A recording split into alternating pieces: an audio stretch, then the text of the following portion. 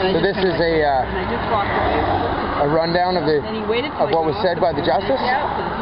So he was worried about his notice of constitutional questions and the notice of detention and adjournment. And he says that he's wearing two hats today and that he has to entertain George's detention. And he's very, very concerned about his rights being violated by not being able to observe his court documents and his court papers. He suggested that Owen Sound Jail bring George each day for a full day here at the courthouse to be able to review his documents because he's not able to pull together a full defense. And if not, he's going to have to entertain his release. They've adjourned right now for him to take a look at a 600-page trial document and transcript, two transcripts which shadow the Crown Attorney in the matter suggested George had ample time to review and that it's not that difficult. However, we know it's a 600-page document and he doesn't have enough time to review it. So hopefully he will do the right thing when he gets into court and suggest that he doesn't understand everything and he needs time. More time. And that he wants to hire an amicus of his own choice. So, also there was a letter faxed by Joshua Cohen and it was resealed and put in the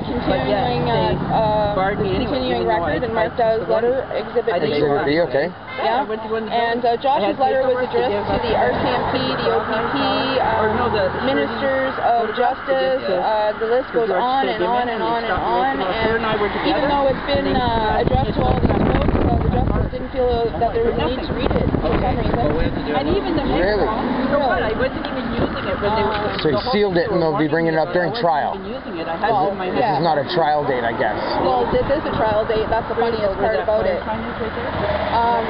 There's now a standing order to vacate the detention and the fundamental administration of justice. It's not been given to comply with opportunity to put together defense.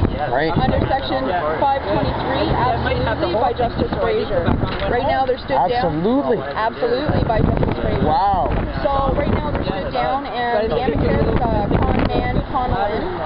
Clayton Conman Conlin, and co-counsel John Harrison and Justin Phillips are now together with George, able to talk to George. Speaking to George directly in cells, in the amicus area, yeah. In detention. George is obviously behind glass, and at first he was concerned about the security problems until George put it on the record that he's behind glass, he's handcuffed, and there shouldn't be any security risk.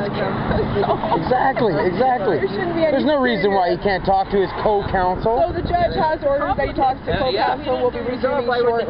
So hopefully. How long did he give him? 10 minutes? 15 minutes? He said 15 minutes, and I'm going to run up there to make sure that everybody is anything. And he did talk about Justice Rosenberg, Court of Appeal, remedy of the relief, and it does apply to the trial judge. So the judge actually put it on the record and admitted he has to wear two hats, and that he has to entertain his detention.